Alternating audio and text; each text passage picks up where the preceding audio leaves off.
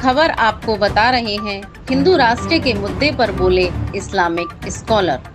गोंडा के गौरा विधानसभा में आयोजित जलसे के कार्यक्रम में मुंबई से चलकर पहुंचे कादरी सैयद अमीनुल हक के साथ ही मुंबई से चलकर आए सैयद मोइनुद्दीन अशरफ। इस्लामिक स्कॉलर सैयद अमीनुल हक ने जलसे में मंच से पेश की तकरीर।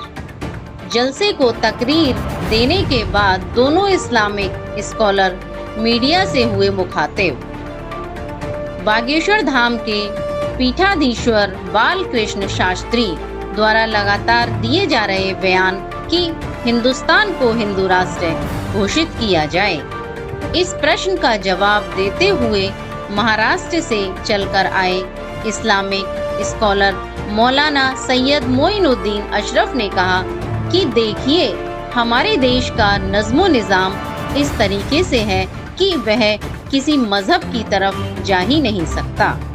जिस तरीके से संविधान ने जो हम लोगों को आज़ादियाँ दी हैं, जो संविधान देश का बना है, उसको पढ़ने के बाद यकीनन आपने पढ़ा ही होगा, वह किसी एक मजहब की पैरवी संविधान हमें देता ही नहीं है इसकी इजाज़त। हिंदुस्तान ऐसा मुल्क है कि हर मजहब के मानने वालों को अपने मजहब पर पूरी तरीके से आज़ादी देता है। यह ऐसा खूबसूरत मुल्क है। लोग जिनके माता पिता इस दुनिया से पर्दा कर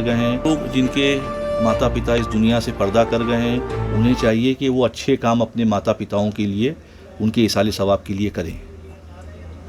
अच्छा, इससे हटके एक सवाल कर लें थोड़ा सा, जैसे कि हिंदुस्तान में इस समय राजनीतिक गतिविधियाँ बहुत ज़्यादा चल रही हैं और हिंदुस्तान को जैसे ये अब कहा जा रहा है, कुछ लोग कह रहे हैं, कोई बाबा है वो कह रहे हैं कि हिंदुस्तान को हिंदू राष्ट्र की तरफ घोषित करने की, तो ये सब किस तरह की राजनीति चल रही है हिंदुस्तान में? देखिए, हमारे देश का नज़्मो निज़ाम इस तरीके से है कि वो किसी एक मज़हब की तरफ जा ही नहीं सकता।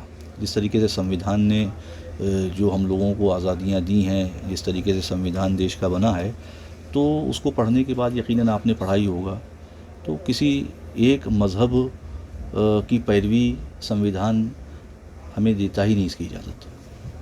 हिंदुस्तान तो ये ऐसा मुल्क है कि हर मज़हब के मानने वालों को अपने मज़हब पर पूरी तरीके से आज़ादी देता है। ये ऐसा खूबसूरत मुल्क है।